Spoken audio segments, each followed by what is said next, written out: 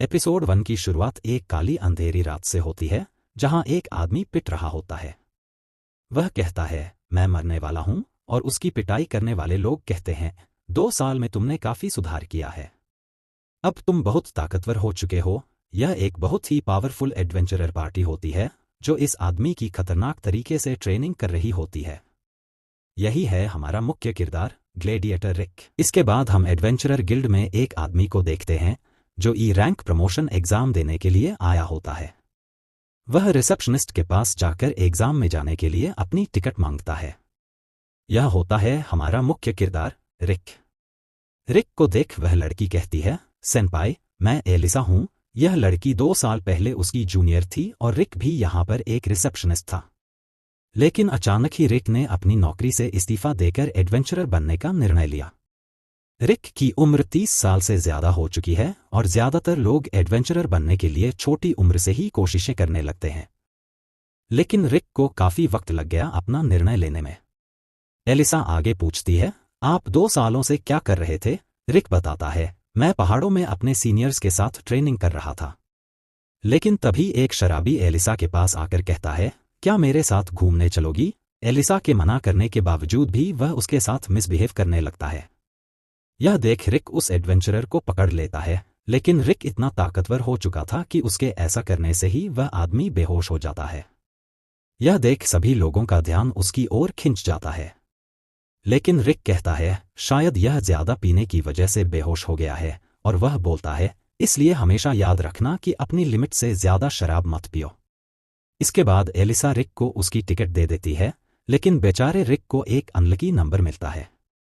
Guild के बाहर रिक का इंतजार कर रही थी रिनेट। उसे देख रिक कहता है, मैं अंदर गया, मैंने देखा जवानी में बच्चों में कितना जोश होता है, जैसे वे दुनिया जीत सकते हैं। और यह फालतू की बात रिक इसलिए कह रहा था क्योंकि वह कुछ देर पहले रिनेट के तरबूज को घूर रहा था। दूसरी ओर हम उसी शराबी को देखते हैं जिसके आर्मर पर रिक के हाथ का निशान होता है। यानी रिक के हाथ रखने की वजह से ही वह आदमी बेहोश हो गया। उसके स्टील आर्मर पर रिक के हाथों के निशान बन गए थे। और यह कोई ऐसा वैसा शराबी नहीं था, बल्कि एक ए रैंक एडवेंचरर था, लेकिन लड़कियों से बदतमीजी करने की वजह से उसे गिल्ड से बाहर निकाल दिया गया था। तभी एलिसा को याद आता है कि इसके पेट पर रिक ने अपना हाथ रखा था। अब एग्जाम के लिए हम देखते हैं कि रिक की फिजिकल जांच की जा रही है। दूसरी जगह पर सभी का माना लेवल चेक किया जाता है। किसी का D+ होता है तो किसी का D-। लेकिन रिक की बारी आने पर हम देखते हैं कि क्रिस्टल बॉल बहुत कम ग्लो कर रहा था, इसलिए उसे F- दिया जाता है। लेकिन अगले ही पल में वह क्रिस्टल बॉल टूट जाती है।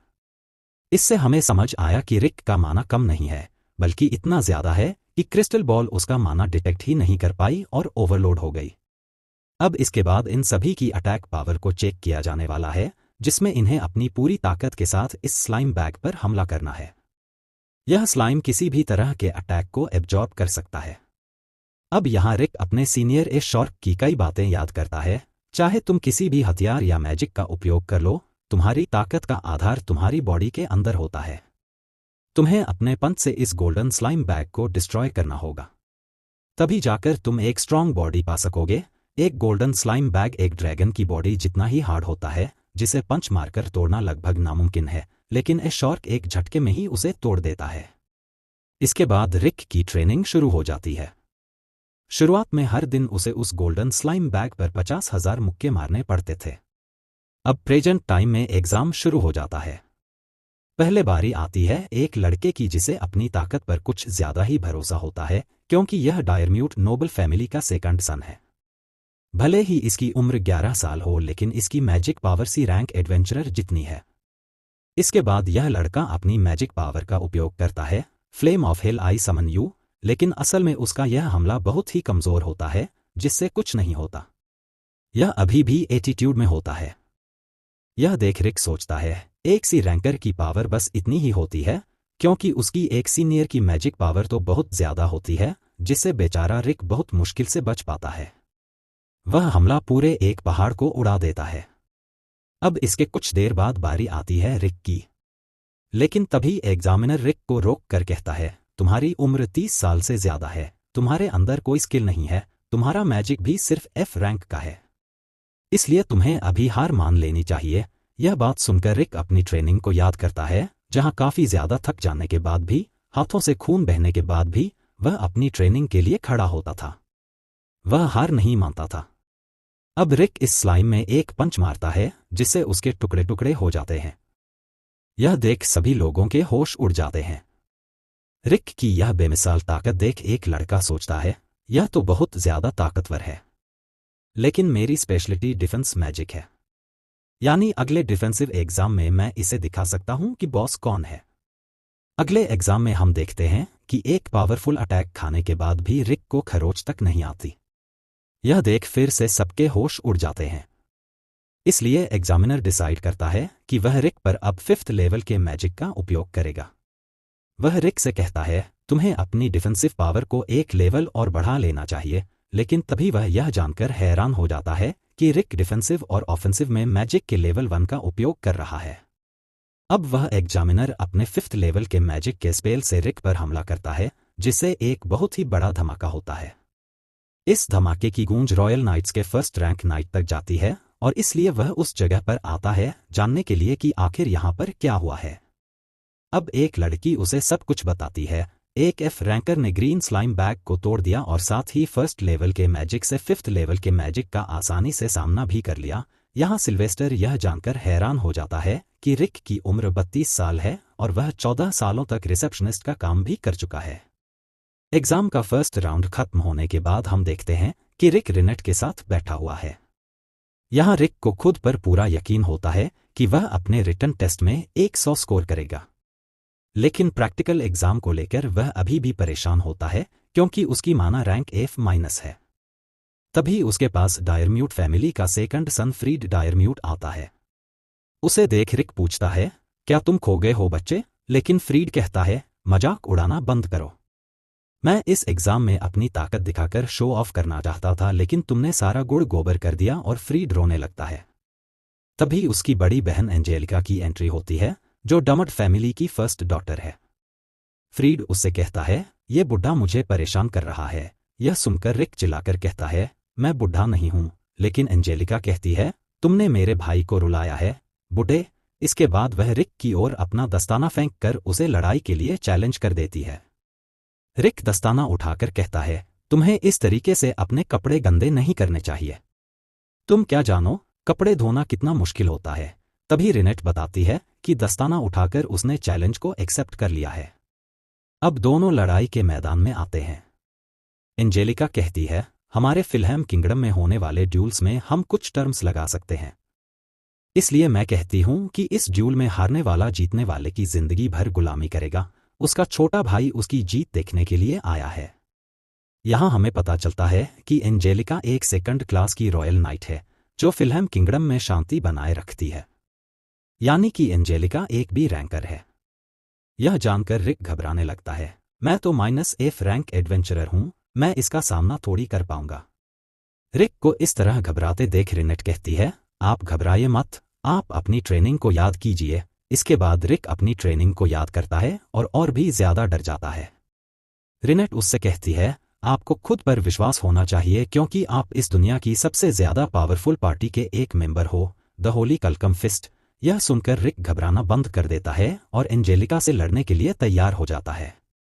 एंजेलिका अपनी तलवार निकालकर कहती है, तुम जैसा एक -F रैंक एडवेंचरर मेरा सामना कर पाएगा? तुम्हें कितनी बड़ी गलतफहमी है। फिर वह अपनी मैजिक पावर से अपनी तलवार को एनहांस करने लगती है और बिजली की रफ्तार से रिक पर हमला करती है। उसके इस हमले से पीछे का दरवाजा पूरा कट जाता है। फ्रीड कहता है, बुड्ढे, तुमने देखा मेरी बहन कितनी तेज है। लोग उसे लाइट स्पीड एंजेलिका के नाम से बुलाते हैं। एंजेलिका कहती है, पिछले हमले में मैंने बस तुम्हें एक नमूना दिखाया था, लेकिन इस बार तुम्हारा खेल खत्म। वह फिर से बिजली की रफ्तार से रिक पर हमला करने जाती है, लेकिन रिक को वह बहुत ही धीमी दिखाई देती है। यह बात उसे समझ नहीं आती। फिर अगले ही पल में रिक उसके हमले को डॉज कर देता है। एंजेलिका हैरान हो जाती है और कहती है, तुम शायद गलती से इस हमले से बच गए हो, लेकिन अब ऐसा नहीं होगा। एंजेलिका फिर से रिक पर हमला करने जाती है, लेकिन रिक को फिर से वह काफी धीमी दिखाई देती है। तभी अचानक एंजेलिका का पैर एक पत्थर से टकरा जाता है, जिससे वह बहुत तेज घूमते हुए रिक की ओर जाती है और उसकी स्पीड बहुत ज्यादा तेज हो जाती है। इसके कुछ देर बाद वह रुकती है, लेकिन रिक को लगता है कि यह एंजेलिका की कोई खास टेक्निक थी। उसे यह सच में बहुत ताकतवर लगती है और वह सोचता है, आखिर हो भी क्यों ना, यह एक सेकंड क्लास नाइट है। एंजेलिका भी रिक को बेवकूफ बनाते हुए कहती है, तुम उस हमले से भी बच गए, लेकिन अगला हमला तुम्हें हरा देगा। इसके बाद एंजेलिका अपनी माना पावर को रिलीज करते हुए और भी ज्यादा तेज रफ्तार से रिक पर हमला करती है, लेकिन रिक को यह अभी भी बहुत स्लो दिखाई देती है और वह उसके इस हमले को डॉज कर देता है। अब एंजेलिका के पास बस 2 मौके हैं। वह अपनी इस अल्ट्रा लाइटनिंग स्पीड का इस्तेमाल 3 बार ही कर सकती है।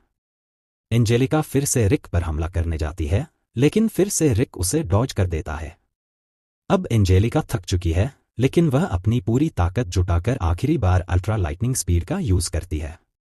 रिक भी हमला करने के लिए तैयार हो जाता है, लेकिन तभी एंजेलिका का पैर फिर से पत्थर से टकरा जाता है और वह जमीन पर फिसलते हुए रिक की ओर जाती है।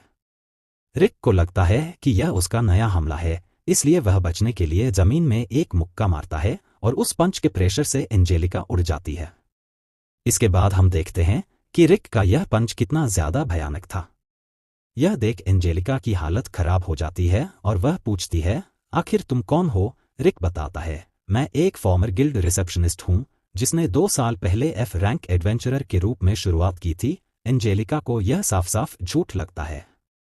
इसके बाद रिक एंजेलिका की ओर आते हुए कहता है, सच में एक रॉयल नाइट का सामना करना काफी ज्यादा मुश्किल होता है, लेकिन मैं तुमसे सीखूंगा और तुम्हारा सामना करूंगा।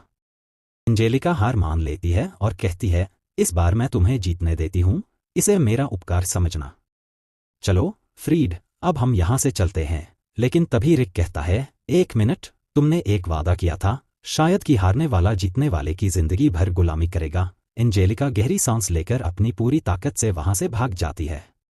रिक को समझ नहीं आता कि वह कैसे जीत गया। तभी रिनेट कहती है, आपके एग्जाम्स के रिजल्ट्स को जल्द ही अनाउंस किया जाएगा।